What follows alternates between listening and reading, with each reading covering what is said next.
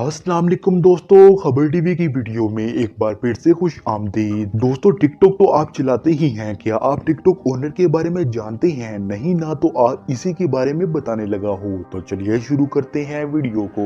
दोस्तों, ये नौजवान चाइना में रहता है और वहाँ का 9th अमीर तरीन आदमी है जिसका नाम ज़ैंग जिमिन है। आप बिल्कुल यकीन नहीं करेंगे, इसकी उम्र सिर्फ 38 साल है। 2008 में इसने माइक्रोसॉफ्ट ज्वाइन की, लेकिन वहाँ इसका दिल नहीं लगा। फिर इसने फैमफो नामी कंपनी को ज्वाइन कर लिया, लेकिन ये कंपनी चल नहीं सकी और ज़ैंग बेरोजगार हो गया। इसके बाद इसने एक अपनी जाती कंपनी बनाई जिसका नाम 99 फैन रखा गया, जिसकी वजह से 2011 में इसकी जिंदगी मुकम्मल तौर पर चेंज हो गई। ज़ैंग ने नोटिस किया कि तमाम लोग कंप्यूटर की बजाय मोबाइल फोन ज्यादा इस्तेमाल कर रहे हैं। इसको मद्देनजर रखते हुए 2012 में बाइट डांस नाम की एक और कंपनी बनाई। इस कंपनी से टिकटॉक एप्लीकेशन मार्केट में आई। इस टिकटॉक एप्लीकेशन से पहले इस कंपनी ने अपनी पहली एप्लीकेशन लॉन्च की जिसका नाम गेंटुजाई था, मगर ये बुरी तरह नाकाम हो गई और चाइना की गवर्नमेंट ने इसे बैन भी कर दिया। मगर इसने हिम्मत नहीं हारी। ज़ैंग चाहते थे एक ऐसी एप्लीकेशन बनाए जो चाइना के लोगों को हर मिनट दुनिया से आगाह रखे। ये एप्लीकेशन बनाने का खर्चा बहुत ज्यादा था। इसने इन्वेस्टर को तलाश करना शुरू कर दिया, मगर किस्मत ने इस बार भी इसका साथ नहीं दिया। माइक्रोसॉफ्ट जैसी अच्छी नौकरी छोड़ने वाला ज़ैंग अब दर-दर की ठोकरें खाने पर मजबूर था। फिर आखिरकार एक इन्वेस्टर 2012 में पैसे लगाने को मान गया। ज़ैंग ने एक टोटियो नामी एप्लीकेशन तैयार की